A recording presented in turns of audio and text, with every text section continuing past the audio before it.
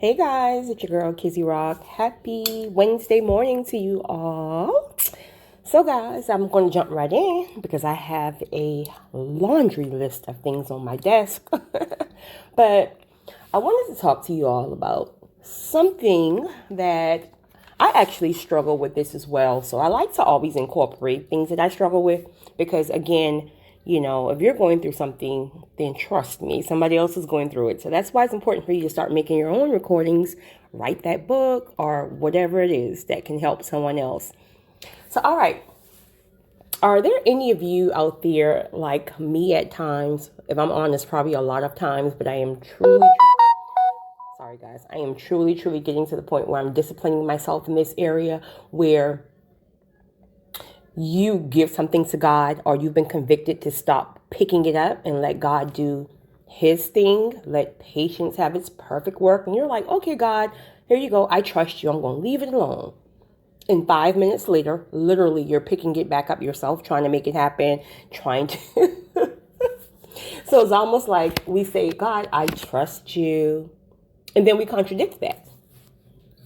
But what I've learned is truly God will back off of it and give it all to you. Like once you give it to him, really, we are not to be doing anything unless we are moved in spirit by the Holy Spirit to do something. Again, there's always something that, well, most times there's things that we need to be doing in the physical realm to help, everything come together. We have a part, of course, God have his part. But if you've done everything that you've been, instructed to do in the physical realm, the fleshly side of it, if you have done everything and you don't have any more nudging of the Holy Spirit telling you to do something else and everything is quiet, God is working. But again, when God is quiet, we think that he's not working. So before we know it, we're picking it up. Picking it up. And so that's what takes it even longer sometimes for it to manifest, because every time we go to touch it again, God backs off. So it's almost like he is strengthening your faith. Like, listen, either you're going to trust me or you're not.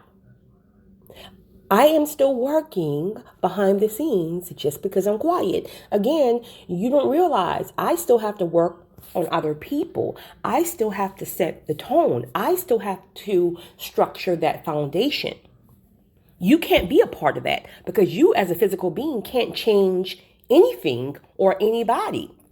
I can only change people. So I am behind the scenes working on the person or working on the thing. I thank you, my child, for doing your part.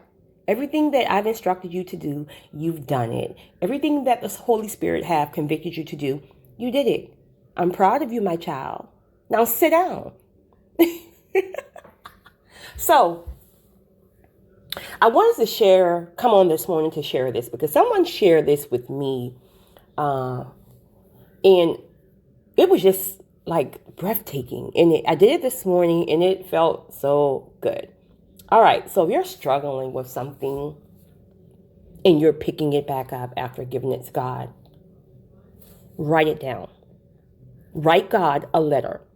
Even if you don't write a letter, just maybe write on some sticky notes the thing that you're things that you're giving to him. That can be worrying about your family, worrying about your children, worrying about your business, having anxiety about how things are going to work out in the next couple of years. Anything. That relationship, that marriage, whatever it is that you've prayed for and you've asked God to step in, and you can go as deep as breaking generational curses, letting go of control, letting go of depression, whatever your thing is, what you've asked God for, what you're struggling with, what you're putting down and picking back up. Putting down and picking back up, putting down and picking back up. You know what that thing is. Write it down on some sticky notes. If you're doing stickies, you may need a lot. So if you're like me, like I was like, first of all, I'm a writer. I love to write. When I write, I flow. But I didn't do a whole letter. I said, you know what? I'm just going to do a sticky. Well, that one page of sticky ended up turning into like 8. And so I wrote it down and I prayed before I did it. So the person instructed me to write it down, pray over it, and envision that you're giving it to God. So that can be you just maybe you having the vision that you're handing the note over to God. That's what they pretty much said. But with me, what I did was I wrote it and I went and I buried it in nature. Because knowing me, if I write it down and it's still in my house because I envisioned that I handed it to God, but it's still sitting on my desk, I will go and open up that envelope. I would go and open up that envelope. So I'm like, nope. I'm going to write it down and I'm going to put it in nature and just give it all to God and relax my nerves. And I did that this morning. And I can't tell you guys how freeing it feels because you've finally given it to him. And guess what? You can't take it back now. You can't take it back now. So anything that you do as of after that, you will be convicted to the 10th power. So I hope that helps someone because I'm telling you guys, I promise you guys that the more we keep touching something, we're pushing it back.